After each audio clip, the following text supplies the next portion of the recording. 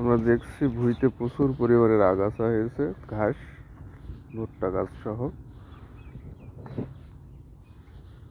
এখন আমরা এই ঘাসগুলো কোদাল দিয়ে কুপায়ে পরিষ্কার করার চেষ্টা করব এবং সঠিক পরিচর্যা করব।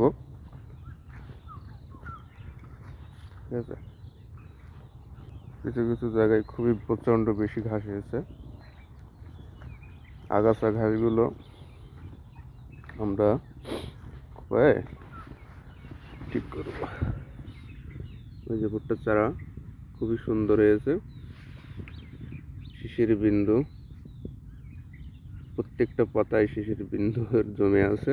খুব সকালে গাছগুলো যথেষ্ট ভালো হয়েছে। গাছের সঠিক পরিচর্যা না হলে কোনো গাছ গ্রোথ সঠিক হবে না, ভালো হবে না। এই যে এই গাছটার গ্রোথ খুব ভালো হয়েছে, হ্যাঁ, কারণ এই গাছটা সঠিকভাবে সার এবং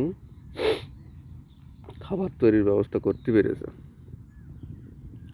প্রত্যেকটা গাছ যদি সঠিকভাবে খাবার পায় এবং সার পায়, সেক্ষেত্রে প্রত্যেকটা গাছই সুস্থ সবল সতেজ হবে এবং আশা করা যায় ফলনও ভালো হবে।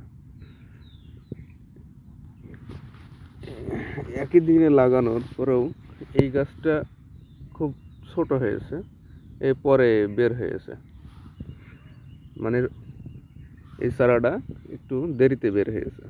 তার পাশেই এই চারাটা আবার সঠিক নিয়মেই বের হয়েছে, সঠিক সময়ে, যার কারণে গাছের গ্রোথ ভালো। গাছের খুব সুন্দর গ্রোথ।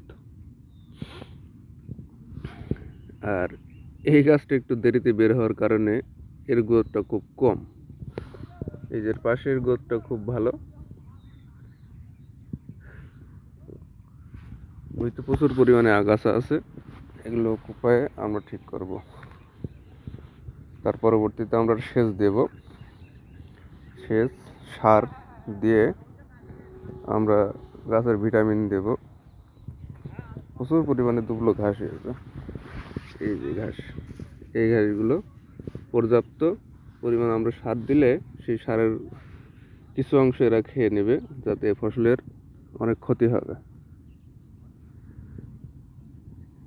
আমরা আজকে পুরা ভুঁইটা কুপায়ে পরবর্তীতে আমরা সেচ সার দেবো, তখন পরবর্তীতে আবার আমরা একটা ভিডিও দেব।